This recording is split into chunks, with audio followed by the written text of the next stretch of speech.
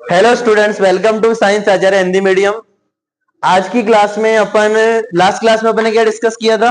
एस्टिकरण अभिक्रिया हो गई थी, लुकास टेस्ट हो गया था। लुकास टेस्ट किस काम में आता है? 1 डिग्री, 2 डिग्री तथा 3 डिग्री अल्कोहल को अलग अलग करने के काम आता है।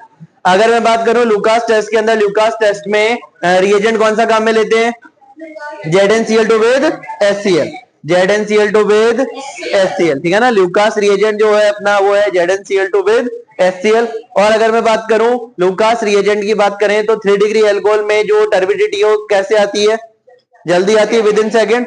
अगर कुछ ही सेकंड्स में टर्बिडिटी आ गई मतलब 3 डिग्री अल्कोहल है, थोड़े मिनट बाद आई तो 2 डिग्री है, और आधे घंटे तक भी नहीं आई मतलब 1 डिग्री है। और सामान्य ताप पर 1 डिग्री जो अल्कोहल है वो टर्बिडिटी उत्पन्न नहीं करते। अगर अपने को 1 डिग्री अल्कोहल में टर्बिडिटी उत्पन्न करवानी है तो अपने को तापमान थोड़ा अधिक देना पड़ेगा सामान्य तापमान से। अरे डन है क्या बात? ये वाला पीडीएफ अपना खत्म होने ही वाला है। अपने क्या क्या ऑक्सीकरण देख लिया था, ऑक्सीकारक पढ़ लिए थे, 2 डिग्री अल्कोहल का ऑक्सीकरण देख लिया था, ठीक है ना। कॉपर 300 वाला अपन ने पढ़ा था। देखो जल्दी जल्दी सुनते जाना। कॉपर 300 1 डिग्री अल्कोहल को किसमें बदलता है? एल्डिहाइड में। 2 डिग्री अल्कोहल को इसमें बदलता है कीटोन में, और 3 डिग्री अल्कोहल से क्या बना देता है? एल्कीन, निर्जलन द्वारा। एस्टिकरण अभिक्रिया अपन ने लास्ट क्लास में कर ली थी। एस्टिकरण अभिक्रिया अपन ने लास्ट क्लास में कर ली थी। डिहाइड्रेशन अपन ने देख ही लिया था। Lucas reagent 1 degree, 2 degree, 3 degree alcohol को अलग अलग करने के काम आता है। रिएक्शन की बात करें तो वो भी अपन ने देखा था। OH हटाओ, Cl लगाओ। अरे अल्कोहल को हटा के क्या लगाना है? Cl लगाना है, क्योंकि रिएजेंट अपन ले रहे थे ZnCl2 विद HCl। देखो रिएजेंट के नाम भी पूछ लिए जाते हैं, है ना। एक बार थोड़ा बहुत तुमको आइडिया देता हूं। जैसे फॉर एग्जांपल कि अगर अपने एल्किल हैलाइड की अभिक्रिया, अगर अपन क्या कर रहे हैं, अगर एल्किल हैलाइड की अभिक्रिया अपन किससे करवा रहे हैं? अल्कोहलिक KOH से, तो क्या बनती है? एल्कीन बनती है। अरे भूल गए क्या? एल्कोहलिक KOH में विलोपन अभिक्रिया होती है और क्या बनता है एल्किल हैलाइड से? एल्कीन बनती है। पर वही अगर मैंने जलीय एक तो अपने एल्कोहलिक KOH, जलीय KOH ले लिया तो एल्कोहल, जलीय KOH ले लिया तो एल्कोहल। धन्यवाद। अरे पढ़ाता ना अपन नहीं है, ठीक है। अब एक देखो एनसीईआरटी का तुम्हारा बहुत प्यारा सवाल है, ध्यान से देखना। क्वेश्चन इंपॉर्टेंट है, क्वेश्चन इंपॉर्टेंट है, सुनते जाना कौन सा सवाल है। बात करें तो देखो ऑर्थोनाइट्रोफिनॉल जो है पैरा नाइट्रोफिनॉल की अपेक्षा अधिक भाप वाष्पशील स्टीम वॉलेटाइल है, क्यों? समझाइए। अब एक बार इस भाप को तो साइड में हटाओ। ऑर्थोनाइट्रोफिनॉल पैरा नाइट्रोफिनॉल की अपेक्षा अधिक वाष्पशील है। ऑर्थोनाइट्रोफिनॉल पैरा नाइट्रोफिनॉल, अरे समझ गए क्या ऑर्थोनाइट्रोफिनॉल का मतलब? देखो ये अपना OH फिनॉल, ऑर्थो पोजीशन पे मैंने क्या लगा दिया? NO2 ग्रुप, तो क्या बन गया? ऑर्थोनाइट्रोफिनॉल। एक बार क्या कर दिया मैंने? पैरा पोजीशन पे NO2 ग्रुप लगा दिया, क्या बन गया? Para nitrophenol. तो अपन ऐसे कह रहे हैं कि जब अपन इन दोनों को क्या करते हैं, बॉइल करना स्टार्ट करते हैं, तो बहुत ज्यादा वेपर कौन बनाता है? ऑर्थोनाइट्रोफिनॉल। ज्यादा वेपर कौन बनाता है? ऑर्थोनाइट्रोफिनॉल। देखो एक बात याद रखना, वेपर प्रेशर जिसको कि अपन वाष्प दाब बोलते हैं, वो बॉइलिंग पॉइंट क्वथनांक के क्या होता है? व्युत्क्रमानुपाती। पहले भी बोल रखा है। जैसे अगर किसी का बॉइलिंग पॉइंट ज्यादा है तो उसका वेपर प्रेशर, और जिसका बॉइलिंग पॉइंट कम उसका वेपर प्रेशर ज्यादा। अब ये वेपर ज्यादा बना रहा है, इसका मतलब जल्दी बॉइल हो रहा है, इसका मतलब इसका बॉइलिंग पॉइंट कम है। बात समझ आ रही है? देखो दो चीजें, कौन है जो ज्यादा वॉलेटाइल है मतलब ज्यादा वाष्पशील है, तो आंसर जाएगा ऑर्थोनाइट्रोफिनॉल। और कोई पूछे किसका क्वथनांक ज्यादा है, तो आंसर जाएगा पैरा नाइट्रोफिनॉल। अब इसके पीछे का अपन रीजन समझने वाले हैं कि ऐसा क्यों होता है। पहले तो स्ट्रक्चर समझ आ गई ना, ये ऑर्थोनाइट्रोफिनॉल और ये अपना पैरा नाइट्रोफिनॉल। तो स्टार्ट करते हैं। देखो क्या लिखा है, ऑर्थोनाइट्रोफिनॉल पैरा नाइट्रोफिनॉल की अपेक्षा अधिक वाष्पशील है, क्यों? समझाइए। तो वाष्पशीलता के क्रम की बात करें तो वाष्पशील कौन ज्यादा है? ऑर्थोनाइट्रोफिनॉल पैरा नाइट्रोफिनॉल की अपेक्षा अधिक वाष्पशील है, ठीक है। जो वाष्पशील ज्यादा उसका क्वथनांक कम, जो वाष्पशील ज्यादा उसका क्वथनांक कम। चलो एक और एग्जांपल देता हूं, छोड़ो। एक बॉइलिंग पॉइंट लिख रहा हूं, सुनो ध्यान से। बॉइलिंग पॉइंट लिख रहा हूं, मेरे पास 4 ऐसे समझ लो लिक्विड है ABCD। पहले का बॉइलिंग पॉइंट 50 डिग्री, दूसरे का 100 डिग्री, तीसरे का 150 और चौथे का 200 डिग्री, ठीक है। अब मैंने क्या करा, ऐसे समझ लो 80 डिग्री सेल्सियस तापमान दे दिया। कितने डिग्री दे दिया? 80 डिग्री सेल्सियस तापमान, ठीक है। इन चारों को उबालना किया, कितने पे चारों को उबाल रहा हूं? 80 डिग्री पे। तो बताओ कौन है जो सबसे कम उबलेगा? 200 वाला।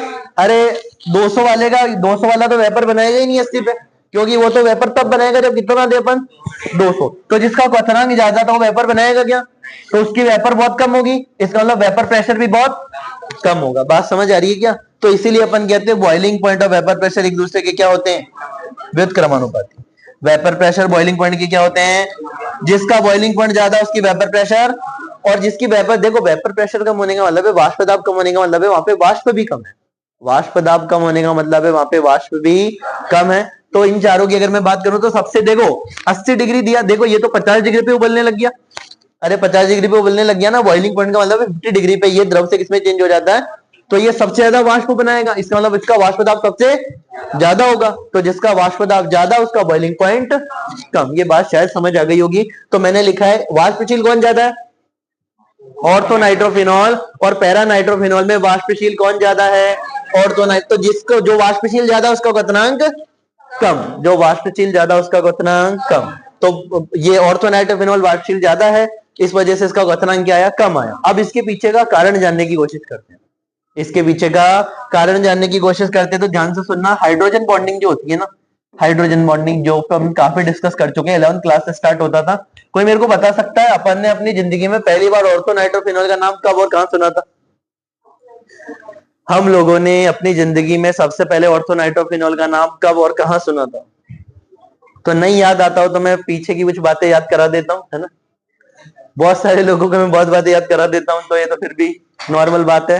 पीछे जाते 1 साल पहले, जब तुम 11th क्लास में आए थे, तो वहां पे चैप्टर नंबर 1 था अपना some basic concept of chemistry, फिर अपन आए थे परमाणु संरचना में, फिर आए थे अपन आवर्त सारणी पे, फिर अपन चौथे चैप्टर में आए थे जिसका नाम था रासायनिक आबंध केमिकल बॉन्डिंग, रासायनिक आबंध केमिकल बॉन्डिंग। फिर अपन केमिकल बॉन्डिंग के अंदर लास्ट टॉपिक पढ़ा था अपन, इसका नाम था हाइड्रोजन बॉन्डिंग। वहां पे मैंने बताया था ऑर्थो नाइट्रोफिनॉल में अंतरा अणु हाइड्रोजन बंध होता है, इंट्रामॉलिक्यूलर हाइड्रोजन बॉन्डिंग। ये मैंने तब सिखाया था तुम लोगों को जब तुमको ortho para, ortho Meta para कुछ भी नहीं पता था। ये तब मैंने बात बताई थी। ऑर्थो मेटा पैरा अपन ने कहां पढ़ा था, पुरानी बातें याद दिला रहा हूं, है ना। अरे बात समझ आ रही है क्या, ठीक है। तो ऑर्थो नाइट्रो पैरा अपन ने वहां पढ़ा था किसी जमाने में, आज अपन वैसे तो और भी बार अपन ने पढ़ रखा है, पर यहाँ पे मैं ऐसे याद दिला रहा हूँ कि अपन ने क्या पढ़ा था। हाइड्रोजन बॉन्डिंग कितने प्रकार की, 2 प्रकार की। एक को अपन बोलेंगे ऑर्थो नाइट्रोफिनॉल, चलो सॉरी ये तो एग्जांपल है अपने, इधर देखो इंट्रामॉलिक्यूलर, पहले का नाम इंट्रामॉलिक्यूलर हाइड्रोजन बॉन्डिंग। इंट्रामॉलिक्यूलर का मतलब है अंतराणु, हिंदी की एनसीईआरटी क्या बोलती है इसको, अंतरा अणु। अंतरा अणु का मतलब समझते हो क्या, और इसको बोलते हैं इंटरमॉलिक्यूलर। एक को इंट्रामॉलिक्यूलर और एक को इंटरमॉलिक्यूलर, समझ गए ना, इंटरमॉलिक्यूलर हाइड्रोजन बॉन्डिंग। चलो सुनो ध्यान से, फिर देखो अंतरा और अंतर इनको कैसे याद रख सकते हो, छोटे से तरीके बता, इसको अंतर बोलते हैं। कभी तुमने नाम सुना अंतरराष्ट्रीय क्रिकेट, इतना तो वो उसमें भी आजकल वो इंटरनेशनल क्रिकेट बोलते हैं, आईसीसी इंटरनेशनल क्रिकेट बोलते हैं ना। तो इंटरनेशनल क्रिकेट किसके बिटवीन होता है, 2 कंट्री के बिटवीन होता है, 2 लोगों के अगर बीच कोई चीज हो रही है तो उसको अपन बोलेंगे इंटर, क्या बोलेंगे, एक ही पर्सन के बीच अगर कुछ हो रहा है तो उसको बोलेंगे इंट्रा, है ना। ऐसे समझ लो एक ही मॉलिक्यूल के अंदर अगर कुछ हो रहा है तो उसको बोलेंगे इंट्रा, 2 मॉलिक्यूल के बीच हो रहा है तो उसको बोलेंगे inter. Inter college tournament, 2 college के बीच tournament, inter school tournament, 2 school के बीच टूर्नामेंट। अरे समझ आ रही बात। तो इंट्रा का मतलब है एक ही अणु के बीच हाइड्रोजन बॉन्डिंग, एक ही अणु के बीच कैसे, तो सुनना, ये अपना था ऑर्थो नाइट्रोफिनॉल, ये अपना O, ये अपना H, ये अपना नाइट्रोजन, ये अपना डबल बॉन्ड ऑक्सीजन, ये अपना कोऑर्डिनेट बॉन्ड ऑक्सीजन। अरे डन बात। हाँ तो देखो अपन थे ऑर्थो नाइट्रोफिनॉल और पैरा नाइट्रोफिनॉल पे, तो ध्यान देना पैरा नाइट्रोफिनॉल में, पीछे इधर ध्यान दो सारे बच्चों, ऋषिका इधर देखो, पैरा नाइट्रोफिनॉल में कौन सी बॉन्डिंग, इंटरमॉलिक्यूलर हाइड्रोजन बॉन्डिंग, अंतराणु हाइड्रोजन आबंध। ऑर्थो नाइट्रोफिनॉल में अंतराणु हाइड्रोजन बंध। अरे बात समझ आ रही है क्या, देखो ऑर्थो नाइट्रोफिनॉल किसी दूसरे अणु के साथ जुड़ रहा है क्या, नहीं जुड़ रहा है, तो उसको अपने अंदर ही खुश है, अरे अपने अंदर ही बॉन्ड बना रहा है ना वो। और जो पैरा नाइट्रोफिनॉल है वो 2 अणुओं के बीच, और तुम खुद बताओ कहां पे जुड़ाव ज्यादा है, कहां पे आकर्षण ज्यादा है, 2 के बीच। अरे 2 के बीच आकर्षण क्या होता है, ज्यादा होता है, 1 के बीच आकर्षण उतना नहीं होता है। अरे अकेला इंसान ज्यादा खुश नहीं रहता, कई बार 2 ज्यादा खुश रहते हैं। तो वही वाली बात है, 2 मॉलिक्यूल, अरे इसको ज्यादा कनेक्ट मत करना है ना। तो देखो 2 यहाँ पे अणु है, 2 अणु है, तो सुनते जाना, 2 अणुओं के बीच अंतर अणु हाइड्रोजन बंध। तो अब बताओ इनको, जब अपने को देखो मैंने एक बात बताई थी, बॉइलिंग पॉइंट में अपन क्या करते हैं, अपने को द्रव को किसमें भेजना होता है, वाष्प में। और मैंने कहा एक बार में अपन किसको भेज सकते हैं, एक को ही। जब अपने को इसको बॉईल करना पड़ेगा तो पहले इनके बीच का बंध, फिर इनको अपन ऊपर भेज पाएंगे। अरे द्रव से किसमें भेज पाएंगे? वाष्प में। जबकि यहाँ पे एक ही अणु के बीच है, तो कुल मिला के कहना ये चाह रहा हूं, दो अणुओं के बीच का जो जुड़ाव होता है बहुत मजबूत होता है, आकर्षण बल ज्यादा है। आकर्षण बल ज्यादा है तो मेरे को क्वथनांक तापमान भी क्या देना पड़ेगा? इसका मतलब क्वथनांक भी। और यहाँ पे एक ही अणु है अपने पास, अरे यहाँ पे एक ही अणु है ना, यहाँ पे एक ही अणु है, तो उसको आसानी से अपन द्रव से किसमें भेज सकते हैं? वाष्प में, क्योंकि यहाँ पे अणुओं के बीच आकर्षण किसी भी प्रकार का, अरे दो आकर्षण अणु के साथ नहीं, खुद के अंदर ही है, वो तो हाइड्रोजन बॉन्डिंग। तो इसको कम तापमान पर अपन क्या कर सकते हैं? बॉईल कर सकते हैं, मतलब इसका बॉइलिंग पॉइंट कम है। अब सुनते जाना सारे पॉइंट, बहुत इजी चीज है, बहुत आसान चीज है, समझ लो तुम ये। ऑर्थोनाइट्रोफिनॉल के अंदर एक ही अणु के बीच हाइड्रोजन बॉन्डिंग हो रही है, एक ही अणु के बीच होने वाली हाइड्रोजन बॉन्डिंग को अपन क्या बोलते हैं? अंतरा अणु हाइड्रोजन बंध। ठीक है ना। यहाँ पे जो हाइड्रोजन बंध है कैसा? इंट्रामोल। इंट्रा का मतलब एक ही अणु के बीच में, एक ही अणु के बीच में। तो यहाँ पे अंतराणु क्या है? इसके अंतराणु का हाइड्रोजन बंध का मतलब है अणुओं के बीच आकर्षण क्या है? बहुत ही कम। अरे ये किसी और अणु के साथ आकर्षण कर रहा है क्या? नहीं कर रहा है, तो अणुओं के बीच आकर्षण कम। तो तापमान मेरे को कम देना पड़ेगा, क्या करने के? अलग अलग करने के लिए। तो ये जल्दी बॉयल होंगे और जल्दी वाष्प बनाएंगे, जल्दी बॉयल होंगे तो जल्दी वाष्प बनाएंगे, तो इनकी वाष्पशीलता क्या है? ऑर्थोनाइट्रोफिनॉल की ज्यादा है। समझ गए? ऑर्थोनाइट्रोफिनॉल की वाष्पशीलता क्या है? ज्यादा है। अपन बात करें पैरानाइट्रोफिनॉल की, किसकी बात करें? पैरानाइट्रोफिनॉल में कौन सी बॉन्डिंग? Intermolecular hydrogen. इंटर मतलब अंतर अणुक हाइड्रोजन आबंध, अंतर अणुक हाइड्रोजन आबंध। तो पैरानाइट्रोफिनॉल के अंदर कौन सी बॉन्डिंग है? अंतर अणुक हाइड्रोजन बॉन्डिंग है। तो इसमें अपन क्या करेंगे? इसमें अणुओं के बीच आकर्षण ज्यादा है, तो मेरे को ज्यादा तापमान देना पड़ेगा। अणुओं को पहले अलग अलग करूंगा, फिर द्रव से किसमें भेजूंगा? वाष्प में। तापमान ज्यादा देना पड़ रहा है, किसके लिए? उबालने के लिए, मतलब बॉईल करने के लिए तापमान ज्यादा देना पड़ रहा है, तो गलनांक ज्यादा है। एक लाइन में अगर कोई पूछे, सवाल सुनना दो, भविष्य इधर देखो। पैरानाइट्रोफिनॉल का क्वथनांक ऑर्थोनाइट्रोफिनॉल की तुलना में अधिक होता है, क्यों? समझाइए। तो अपन कहेंगे पैरानाइट्रोफिनॉल में अंतर अणुक हाइड्रोजन बंध होता है, जबकि ऑर्थोनाइट्रोफिनॉल में अंतरा अणुक हाइड्रोजन बंध होता है। इस वजह से सारा खेल होता है। तो देखो क्या लिखा है, सुनते जाना। लिख भी रखा है, अणुओं के मध्य आकर्षण क्या है यहाँ पे? ज्यादा। तो अलग अलग करने के लिए तापमान भी देना पड़ेगा ज्यादा, मतलब बॉइलिंग पॉइंट भी ज्यादा, और बॉइलिंग पॉइंट ज्यादा मतलब वाष्पशीलता कम। अरे क्वेश्चन समझ आ गया होगा वैसे। तो देखो क्या लिखा है, सुनते जाना। जो थ्योरी लिखी है एनसीईआरटी की लाइन है सारी की सारी, पढ़ता हूं एक बार, ध्यान देना। ऑर्थोनाइट्रोफिनॉल पैरानाइट्रोफिनॉल की तुलना में अधिक भाप वाष्पशील है। ऑर्थोनाइट्रोफिनॉल पैरा की तुलना में अधिक भाप वाष्पशील है, मतलब जल्दी वेपर बनाता है, क्योंकि ऑर्थोनाइट्रोफिनॉल में अंतरा अणु हाइड्रोजन आबंध उपस्थित है, मतलब एक ही अणु हाइड्रोजन बॉन्डिंग कर रहा है। ठीक है, जिससे दो अणुओं के बीच आकर्षण बल क्या है? कम है। अतः कम तापमान पर उबाला जा सकता है, जिससे वाष्प अधिक बनेगी तथा वाष्प दाब भी अधिक होगा। अतः क्वथनांक बिंदु क्या होगा? कम होगा। क्वथनांक बिंदु क्या होगा? कम होगा। जबकि पैरानाइट्रोफिनॉल में अंतर अणु हाइड्रोजन उपस्थित है, अतः अणुओं के बीच आकर्षण बल अधिक होगा। अतः अधिक तापमान पर वाष्प बनाएंगे, जिससे वाष्प कम बनेगी। अधिक तापमान पे क्या बनाते हैं ये? अगर ज्यादा तापमान पे वाष्प बनाते हैं तो वाष्प क्या होगी? कम बनेगी। इसका मतलब है उसका क्वथनांक क्या होगा? अधिक होगा। ये क्वेश्चन शायद समझ आ गया होगा। ठीक है, आगे चलते हैं एल्कोहलों की रासायनिक अभिक्रियाओं पे। एल्कोहलों की अभिक्रिया, ठीक है, एल्कोहलों की अभिक्रियाओं की अगर अपन बात करें, एल्कोहलों की अपन अभिक्रियाओं की बात करें, तो सबसे पहले अपन एल्कोहलों की अभिक्रिया करवाने वाले HX के साथ में। HX समझ गए ना? HX का मतलब है अगर HF हो तो हाइड्रोजन फ्लोराइड, HCl हो तो हाइड्रोजन क्लोराइड, HBr हो तो हाइड्रोजन ब्रोमाइड, और HI हो तो हाइड्रोजन आयोडाइड। तो अपन एल्कोहलों की अभिक्रिया किसके साथ करवाने वाले हैं? अम्लों के साथ में, HX, HF, HCl, HBr, HI। अब सबसे पहली बात सुनना, ये अपने अल्कोहल है, इस अल्कोहल की अभिक्रिया अपन H+ के अम्ल, मतलब अम्ल क्या देंगे? अरे ये सारे क्या देंगे? H+। सारे क्या देंगे? H+। अम्ल है तो काम ही है ये इनका क्या देना? H+ देना। तो देखो HI अम्ल है, इसने क्या रिलीज किया? H+, और साथ में क्या गया? I। अरे H+ और I माइनस टूट गया। अब बात करते हैं, एल्कोहल अपना लोन पेयर देके इसके साथ बॉन्ड बनाता है हाइड्रोजन के साथ। फिर से वही वाली बात जो अपन करते हुए आ रहे हैं, ऑक्सीजन अगर 2 बंध बना रहा है तो कोई प्रॉब्लम नहीं, पर ऑक्सीजन जब जब 3 बंध बनाता है तो ऑक्सीजन के ऊपर कौन सा चार्ज आ जाता है? Positive charge. कौन सा चार्ज? Positive charge. तो यहाँ पे आरओएच के ऊपर ऑक्सीजन पे कौन सा चार्ज आ गया? Positive charge. अरे डन है बात, आरओएच पे कौन सा चार्ज? Positive charge. अब बात करते हैं यहाँ पे अपन, पीछे ध्यान देना इधर। अगर अब बात करें अपन, ऑक्सीजन के ऊपर पॉजिटिव चार्ज आ चुका है, क्योंकि देख लो यहाँ पे बाह्यतम कोश में 1 2 3 और 2 5, ऑक्सीजन के पास बाह्यतम कोश में कितना है? यहाँ पे 5। होने कितने चाहिए? तो पॉजिटिव चार्ज। डन है बात। अब यहाँ पे अगर मान लो अपने को SN2 क्रियाविधि करवानी है, ध्यान से सुनना, अगर मेरे को SN2 क्रियाविधि यहाँ पे करवानी है तो ये R ग्रुप कैसा क्या नहीं होना चाहिए, फेनिल, एराइल अथवा 3 डिग्री अल्काइल हैलाइड नहीं होना चाहिए। SN2 में क्रियाशीलता का क्रम पता है सबको? SN2 में क्रियाशीलता का क्रम सबसे ज्यादा मैथिल हैलाइड, उससे कम 1 डिग्री हैलाइड, उससे कम 2 डिग्री हैलाइड, और 3 डिग्री अल्काइल हैलाइड तो देता ही नहीं है। अरे पता है ना, ठीक है। तो अगर मान लो अपने को, सुनते जाना, अगर अपने को SN2 क्रियाविधि करवानी है तो तुमको पता है SN2 क्रियाविधि में विन्यास का क्या होता है, प्रतिपन। विन्यास के प्रतिपन का मतलब है कि आने वाला जो अपना नाभिक स्नायु है वो पीछे से आक्रमण करता है, और यहाँ पे नाभिक स्नायु देखो ये I माइनस किसकी तरह बिहेव करता है, नाभिक स्नायु की तरह। I माइनस किसकी तरह बिहेव करता है, नाभिक स्नायु की तरह। इसलिए नाभिक स्नायु की तरह अगर ये बिहेव करेगा तो पीछे से अटैक करेगा, और ये ऑक्सीजन जो है, ऑक्सीजन पे पॉजिटिव चार्ज है तो बॉन्ड का टूटना क्या है, फिक्स है। तो R और I बॉन्ड बना लेते तो बन गया एल्किल आयोडाइड, और साथ में रिमोल किसका हो गया, वाटर का। किसका रिमोल हो गया, वाटर का। बात समझ आ गई क्या? ठीक है, आगे देखो। अब अपने पास सुनना ध्यान से, कोई मेरे को बता सकता है यहाँ पे कौन सी क्रियाविधि होगी, SN1 या SN2? यहाँ पे SN2 हो सकती है क्या? क्या इसमें SN2 हो सकती है क्या? क्योंकि यहाँ पे कौन सा एलाइड है, मतलब एल्कोहल कौन सा है, तृतीयक एल्कोहल। अरे यहाँ पे कौन सा एल्कोहल है, देखो सुनते जाना, CH3 CCH3 CH3OH। कौन सा एल्कोहल, 3 डिग्री एल्कोहल।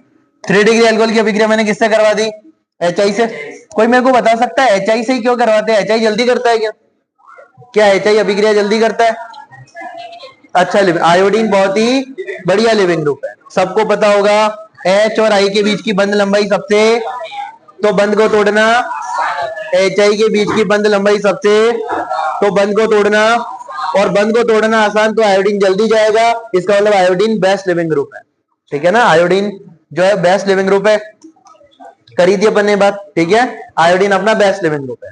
आगे देखो, अगर अपन बात करें तो सबसे पहले वही HI ने क्या दिया, H प्लस, ऑक्सीजन अपना लोन पेयर देके बंद बनाएगा, ऑक्सीजन अपना लोन पेयर देके बंद बनाएगा। तो CH3 C CH3 CH3 O, ऊपर भी H और नीचे भी H, तो ऑक्सीजन पे कौन सा चार्ज, पॉजिटिव चार्ज। अब बताओ यहाँ पे SN2 क्रियाविधि तो हो नहीं सकती, तो SN1 काम में लेंगे, और SN1 अगर अपन काम में लेंगे तो SN1 अभिक्रिया में किसका निर्माण होता है, कार्बोधनायन का। तो यहाँ पे पहले क्या बना, कार्बोधनायन। क्या बना, तो कार्बन पे पॉजिटिव चार्ज। अब I माइनस अटैक करेगा और क्या बना लेगा, तृतीयक एल्किल हैलाइड। अरे तृतीयक एल्किल हैलाइड बन गया ना, तृतीयक एल्किल हैलाइड बन गया। धन्यवाद। तो देखो यहाँ पे कार्बोधनायन का निर्माण हुआ, I माइनस ने अटैक किया। अब कौन सी क्रियाविधि, देखो यहाँ पे मैं अगर बात करूं तो यहाँ पे क्योंकि कार्बोधनायन है और वो तृतीयक कार्बोधनायन है, तो यहाँ पे SN1 क्रियाविधि होगी। और अगर यहाँ पे बात करें अपन, यहाँ पे जो अपना R है वो कैसा, बहुत छोटा एल्किल ग्रुप है, ऐसे समझ लो कि यहाँ पे CH3 हो सकता है ना, या CH3 CH2 हो सकता है। यहाँ पे R क्या नहीं होना चाहिए, फेनिल नहीं होना चाहिए, एराइल नहीं होना चाहिए, या 3 डिग्री अल्काइल हैलाइड नहीं होना चाहिए, क्योंकि अभिक्रिया SN2 क्रियाविधि से हो रही है। अभिक्रिया किससे हो रही है, SN2 क्रियाविधि से हो रही है, ठीक है। तो बात समझ आ गई, ये सेकंड रिएक्शन। अब बात करते हैं अपन सेकंड की, सेकंड नंबर पे अपन बात करें SOCl2 PCl3 या PCl5 के साथ अभिक्रिया, ये भी अपन ने पढ़ रखी है। अरे वहां पे पढ़ी थी ना अपन ने अभिक्रिया SOCl2 वाली, जहां पे मैंने कहा था SO2 और HCl गैस बाहर निकल जाती है और अल्कोहल जुड़ जाता है, नहीं करी थी, करी थी, ठीक है। तो देखो इधर SOCl2 PCl3 और PCl5 के साथ अभिक्रिया, अपने क्या काम में ले लिया, अपने पास अल्कोहल है, 2 कार्बन वाला अल्कोहल एथेनॉल, एथेनॉल की अभिक्रिया SOCl2 या PCl3 या PCl5, किसी के साथ भी करवा दो। हेलोजन कौन है यहाँ पे, क्लोरीन, तो OH हटा के क्या लगाना है, क्लोरीन लगा, ठीक है, ध्यान रहेगी बात। अल्कोहल को हटा के अपने क्या लगा दिया, क्लोरीन। अगली रिएक्शन डिहाइड्रेशन, डिहाइड्रेशन भी अपन ने थोड़ा बहुत पहले पढ़ ही रखा है। डिहाइड्रेशन जिसको अपन बोलते हैं निर्जलीकरण, निर्जलीकरण मतलब रिमूवल ऑफ वाटर मॉलिक्यूल, जल के अणु का निकलना। अभिक्रिया किसकी उपस्थिति में हो रही है, 5% H3PO4। कल की क्लास में मैंने बात की थी, H3PO4 का नाम है फॉस्फोरिक अम्ल, और फॉस्फोरिक अम्ल जो है इनका काम है वाटर का रिमूवल करवाना। तो यहाँ से OH और पास वाले कार्बन से हाइड्रोजन, ठीक है ना। ये अभिक्रिया कल भी करी थी अपन ने, तो किसका निर्माण हो गया, एल्कीन का। कौन सी एल्कीन है, प्रोपीन, है ना। 2-3 कार्बन वाली एल्कीन कौन सी होती है, प्रोपीन। 3 कार्बन मतलब प्रोप, और एल्कीन में क्या लगा देंगे अपन, ईन। डन है बात इतनी। अब यहाँ पे अपन डिस्कस कर रहे हैं देखो यहाँ पे एक पीडीएफ एंड हो रहा है, दूसरा भी अपन स्टार्ट करेंगे। दो अपने पास कंपाउंड है, एक है फिनॉल और एक है एनिसोल। एक है फिनॉल, एक है एनिसोल। तो सुनते जाना एक बार ध्यान से। अपने पास ये फिनॉल, फिनॉल की अनुनादी संरचना शायद मैंने बनाई थी पहले, बनाई थी या नहीं बनाई थी? जो फिनॉल है उसमें ऑक्सीजन पे क्या है? Lone pair. ऑक्सीजन के बाइटम कोश में 6 इलेक्ट्रॉन होते हैं, 2 इधर, 3 4 5 और 6। तो ये लोन पेयर कहां जाते हैं? रेजोनेंस में। लोन पेयर कहां जाते हैं? अनुनाद में जाते हैं। और लोन पेयर अनुनाद में जाएंगे तो तुमको पता है जब अपन फिनॉल की अनुनादी संरचनाएं बनाते हैं तो ऑर्थो और पैरा स्थितियों पर कौन सा चार्ज आता है? नेगेटिव चार्ज आता है। जब अपन फिनॉल की अनुनादी संरचनाएं बनाते हैं तो ऑर्थो तथा पैरा पोजीशन पे कौन सा चार्ज आता है? नेगेटिव चार्ज आता है। तो आने वाला इलेक्ट्रॉन्स नहीं कहां जुड़ेगा? ऑर्थो तथा पैरा पोजीशन पे जुड़ेगा। तो मैंने एक बात बोल रखी है कि अगर अपना कोई बेंजीन के ऊपर या फेनिल रिंग पे कोई ऐसा समूह जुड़ रखा है जो कि बेंजीन रिंग में इलेक्ट्रॉन दान कर रहा है, इसका मतलब है वो प्लस एम अथवा प्लस आर ग्रुप है। प्लस एम अथवा प्लस आर का मतलब समझते हो? अरे बेंजीन रिंग में इलेक्ट्रॉन देता है, वो क्या करता है? बेंजीन रिंग में इलेक्ट्रॉन देता है और इलेक्ट्रॉन अपने को नेगेटिव चार्ज कहां नजर आता है? या तो ऑर्थो पे, अरे ऑर्थो पे और पैरा पे। इसका मतलब आने वाला अपना जो इलेक्ट्रॉन्स नहीं है वो कहां पे जुड़ेगा? या तो ऑर्थो पे या पैरा पे। इस वजह से अपन प्लस एम अथवा प्लस आर जो ग्रुप होते हैं ना उनको बोल देते हैं ऑर्थो पैरा निर्देशी। क्या बोलते हैं? ऑर्थो पैरा निर्देशी का मतलब होता है आने वाले इलेक्ट्रॉन्स नहीं को ऑर्थो और पैरा पोजीशन पे ऐड करेगा। इंग्लिश में बोलते हैं ortho para directing. Ortho para directing. अनुनादी संरचना देखो अपन ने जैसे फिनॉक्साइड की बनाई थी, शायद अपन ने फिनॉल की बनाई, फिनॉल की बनाई थी, ठीक है। जो अनुनादी संरचना फिनॉल की होती है ना वैसे के वैसे अपने को बनानी होती है एनिसोल की भी, ठीक है। एनिसोल समझते हो क्या होता है? अरे जैसे बेंजीन के ऊपर OH लगाते हैं तो उसको क्या बोलते हैं? फिनॉल। बेंजीन के ऊपर क्या लगा दो? OCH3, क्या लगा दो? उसको क्या बोलेंगे? एनिसोल। क्या बोलेंगे? एनिसोल। ध्यान रहेगी बात। फिनॉल के ऊपर मैंने क्या लगा दिया? OCH3, तो क्या बोलेंगे? एनिसोल। क्या लिखा है सुनना ध्यान से, क्या लिखा है सुनना ध्यान से कि फिनॉल तथा एनिसोल ये भी कौन सी अभिक्रिया दर्शाते हैं? इलेक्ट्रॉन स्नेही प्रतिस्थापन अभिक्रिया। ना अभिक्रिया का नाम पढ़ के समझ आना चाहिए आक्रमण कौन करेगा यहाँ पे? इलेक्ट्रॉन स्नेही, है ना। नाम में, नाम से समझ आ रहा है कि यहाँ पे अटैकिंग रिएजेंट कौन है? आक्रमणकारी अभिकर्मक कौन है? इलेक्ट्रॉन्स नहीं। तो इलेक्ट्रॉन्स नहीं आएगा, हाइड्रोजन को प्रतिस्थापित करके वहां पे जुड़ जाएगा, तो अभिक्रिया का नाम हो गया इलेक्ट्रॉन्स नहीं प्रतिस्थापन अभिक्रिया, इलेक्ट्रोफिलिक सब्स्टिट्यूशन रिएक्शन। क्या मैं कह सकता हूं अपने जितने भी हेलोएरिन थे वो भी इलेक्ट्रॉन से प्रतिस्थापन अभिक्रिया दे रहे थे? अरे अपन ने लिखा था ना हेलोएरिन कौन सी अभिक्रियाएं दर्शाते हैं? इलेक्ट्रॉन्स नहीं प्रतिस्थापन अभिक्रिया। क्योंकि वहां पे जब अपन क्लोरोबेंजीन बना रहे थे, बेंजीन के ऊपर मैंने क्या लगाया था? क्लोरीन। तो क्लोरीन का भी कौन सा प्रभाव होता है? प्लस एम और प्लस आर। ये भी रेजोनेंस में जाते हैं ना लोन पेयर। अरे लोन पेयर कहां जाते हैं? रेजोनेंस में। तो क्लोरीन, ध्यान से सुनना, क्लोरीन बेंजीन में इलेक्ट्रॉन दे रहा है या ले रहा है? और जो बेंजीन में इलेक्ट्रॉन देते हैं वो प्लस एम अथवा प्लस आर प्रभाव दर्शाते हैं। और प्लस एम और प्लस आर वाले ऑर्थो पैरा निर्देशी होते हैं, आने वाले इलेक्ट्रॉन्स नहीं को ऑर्थो तथा पैरा पोजीशन पे ऐड करते हैं। तो यहाँ पे क्या लिखा है सुनते जाना। फिनॉल और एनिसोल ये भी कौन सी अभिक्रिया दर्शाते हैं? इलेक्ट्रॉन्स नहीं प्रतिस्थापन अभिक्रिया। एक नंबर का सवाल पूछ लिया जाता है कि बताओ एल्कोहल और ये अपना फिनॉल और एनिसोल कौन सी अभिक्रिया? तो इलेक्ट्रॉन्स नहीं प्रतिस्थापन अभिक्रिया, ठीक है। कोई पूछ ले एस्ट्रीकरण अभिक्रिया की क्रियाविधि का क्या नाम है? एस्ट्रीकरण अभिक्रिया की क्रियाविधि का ऐसे नहीं, nucleophilic substitution addition elimination. Alkene और एल्काइन कौन सी अभिक्रिया दर्शाते हैं? इलेक्ट्रॉन्स नहीं योगात्मक, इलेक्ट्रॉन्स नहीं योगात्मक। हेलो एल्केन कौन सी अभिक्रिया दर्शाते हैं? नाभिक नहीं प्रतिस्थापन। पढ़ा था ना SN1 SN2, नाभिक नहीं प्रतिस्थापन SN1 SN2 अभिक्रियाएं प्रदर्शित करते हैं। ये सारी बातें मैंने बोल रखी है, इसको नोट कर सकते हो, लिख सकते हो, रिकॉर्डिंग में आपके पास है वैसे, ठीक है। तो ये अपना हो गया OCH3 जिसको कि अपन बोलते हैं एनिसोल। क्या लिखा है? इलेक्ट्रॉन से प्रतिस्थापन होगा क्या? सुनते जाना। ये अपना बेंजीन, ये अपना क्या है? बेंजीन। बेंजीन में हर पोजीशन पे क्या जुड़ रखे हैं? हाइड्रोजन। अरे हर जगह क्या जुड़ रखे हैं? हाइड्रोजन। क्या किया अपन ने? इलेक्ट्रॉन्स नहीं को लेके आए। इलेक्ट्रॉन्स नहीं इलेक्ट्रॉन्स नहीं जो होते हैं वो क्या करते हैं? धनात्मक आवेशित स्पेशली इलेक्ट्रॉन्स नहीं है तो ई पॉजिटिव जिसको कि अपन इलेक्ट्रॉन्स नहीं बोलते हैं, इसका काम क्या है? हाइड्रोजन को हटा के उसकी जगह जुड़ना। तो इलेक्ट्रॉन्स नहीं ने आके हाइड्रोजन को क्या कर दिया? प्रतिस्थापित कर दिया। तो अभिक्रिया का नाम है इलेक्ट्रॉन्स नहीं प्रतिस्थापन अभिक्रिया, ठीक है। अब यहाँ पे बात करें बेंजीन के ऊपर अगर कोई ग्रुप जुड़ जाए, बेंजीन के ऊपर क्या जुड़ जाए? अरे ये ग्रुप ही तो जुड़ रखे हैं। बेंजीन के ऊपर OH तो फिनॉल, बेंजीन के ऊपर OCH3 तो एनिसोल, तभी तो ये फिनॉल और एनिसोल बनता है। बेंजीन के ऊपर NH2 एनिलीन, बेंजीन के ऊपर NH2 एनिलीन, बेंजीन के ऊपर CHO तो बेंजल्डिहाइड है ना, बेंजीन के ऊपर COOH तो बेंजोइक एसिड। ध्यान रहेगी बात। तो बेंजीन के ऊपर अगर कोई ग्रुप जुड़ जाता है तो उसको अपन क्या बोलते हैं? प्रतिस्थापित बेंजीन। देखो एक तो होती है नॉर्मल बेंजीन जिसके पास C6H6, अरे 6 कार्बन पे, हर एक कार्बन पे एक एक हाइड्रोजन होता है। एक होती है प्रतिस्थापित बेंजीन, बेंजीन के ऊपर कोई क्या जुड़ गया? ग्रुप। अब वो ग्रुप दो प्रकार के हो सकते हैं, या तो ऑर्थो पैरा निर्देशी या मेटा निर्देशी। अभी अपन बात करते हैं ऑर्थो पैरा निर्देशी की। एल्कोहल भी ऑर्थो पैरा निर्देशी है, एनिसोल भी, मतलब OCH3 का भी ऑर्थो पैरा निर्देशी प्रभाव है। क्लोरोबेंजीन जो अपन ने पढ़ा था वो भी कैसा प्रभाव था? ऑर्थो पैरा निर्देशी। ध्यान रहेगी क्या बात। अब अपन इसका अगला PDF स्टार्ट करेंगे, ठीक है।